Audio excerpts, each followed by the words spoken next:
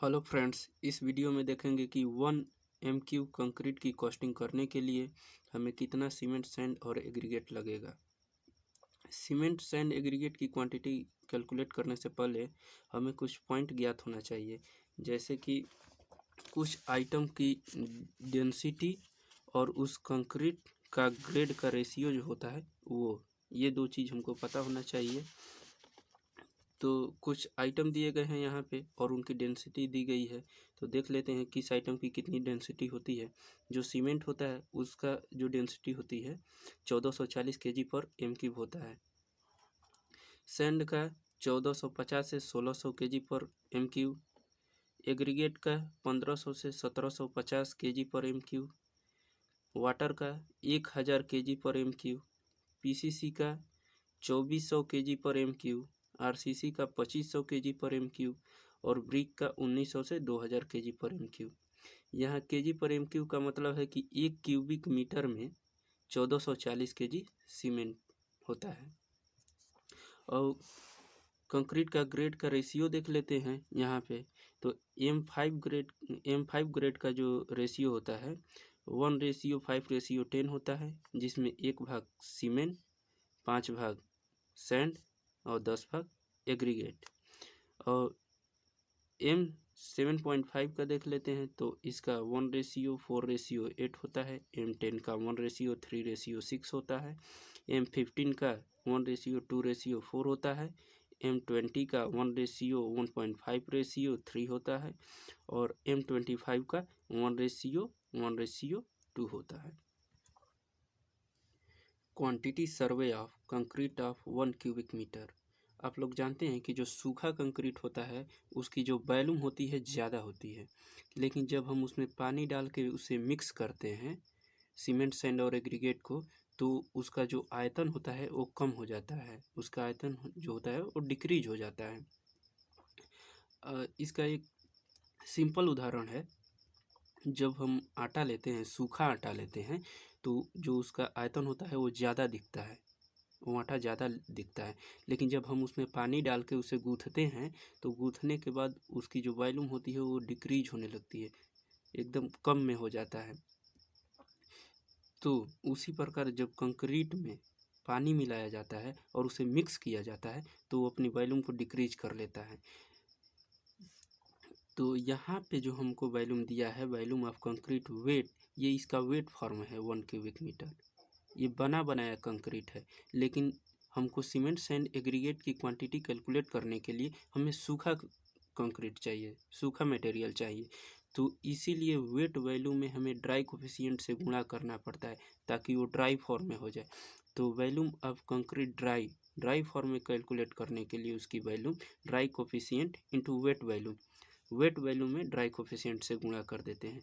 तो इस कंक्रीट के लिए जो ड्राई कोफिशिएंट हम लेते हैं वो 1.54 लेते हैं और यहाँ पे वेट वैल्यूम जो इसका दिया गया है 1 दिया गया है। तो जब इसको गुणा करेंगे तो 1.54 आ जाएगा इसका ड्राई वैल्यूम। और इसमें जो रेशियो हम यूज कर रहे हैं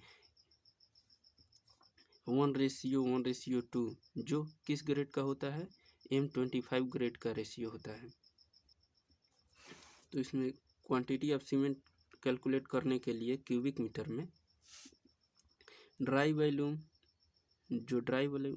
हमारा आया है 1.54। इसमें पार्ट ऑफ सीमेंट, इस रेशियो में जो सीमेंट का पार्ट है, ये जो पार्ट है 1 भाग ये सीमेंट है, ये 1 भाग सैंड है और ये 2 भाग एग्रीगेट है। तो पार्ट ऑफ सीमेंट में भाग कर देंगे सम ऑफ रेशियो से। तो ड्राई वैल्यूम जो हमारा दिया है 1.54 दिया है और पार्ट ऑफ सीमेंट, इसमें 1 भाग सीमेंट है तो 1 भाग सीमेंट, सम ऑफ रेशियो इन तीनों को जोड़ देंगे तो 1 1 2 और 2 4, सम ऑफ रेशियो करेंगे तो 4 आएगा। जब इसको सॉल्व करेंगे तो हमारा आ जाएगा 0.385 क्यूबिक मीटर। अब इसको हमको केजी में कन्वर्ट करना है, तो एक क्यूबिक मीटर में है तो केजी में कन्वर्ट करने के लिए 1440 से गुणा करेंगे। अभी इसकी डेंसिटी हम लोगों ने देखा इसके पहले, तो केजी में कैलकुलेट करने के लिए 0.385 में 1440 से गुणा करेंगे तो हमारा आ जाएगा 554.4 kg। लेकिन हमारा जो सीमेंट आता है वो बैग में आता है। अब हम लोग जानते हैं कि एक बैग में 50 kg होता है, तो बैग में कैलकुलेट करने के लिए जितना केजी है उसमें से 50 से भाग कर देंगे तो कितना बैग है हमारा आ जाएगा। तो हमारा है 554.4 केजी में 50 से भाग करेंगे तो 11.08 बैग आ जाएगा। क्वांटिटी ऑफ सैंड, तो क्यूबिक मीटर में जब निकालेंगे तो dry volume into part of sand भागे सम ऑफ रेशियो। तो इसका जो ड्राई वॉल्यूम है 1.54 है और जो सैंड का जो पार्ट है वो 1 भाग है और सम ऑफ रेशियो 4 था। जब इसको सॉल्व करेंगे तो भी आएगा 0.385 क्यूबिक मीटर। केजी में कैलकुलेट करेंगे तो 0.385 इंटू 1450 जो इसकी डेंसिटी होती है सैंड की वो 1450 होती है। तो जब इसको गुणा करेंगे तो हमारा आ जाएगा 558 केजी। और इसको क्यूबिक फीट में जब कन्वर्ट करेंगे तो क्यूबिक फीट में जब कैलकुलेट करेंगे तो जो इसका आया है 0.385 इंटू 35.31 क्यूबिक मीटर से क्यूबिक फीट में कन्वर्ट करने के लिए हम लोग डायरेक्ट 35.31 से गुणा कर देते हैं तो क्यूबिक फीट में कन्वर्ट हो जाता है। तो जब गुणा करेंगे तो आ जाएगा 13.59 क्यूबिक फीट। उसी तरह अभी एक क्वांटिटी ऑफ एग्रीगेट निकाल लेते हैं। तो ये भी क्यूबिक मीटर में जब देखेंगे तो dry volume into part of aggregate भागे सम ऑफ रेशियो। तो जो इसका ड्राई वॉल्यूम आया है 1.54 आया है इंटू 2/4 क्योंकि जो एग्रीगेट का पार्ट है वो 2 है और सम ऑफ रेशियो 4 था।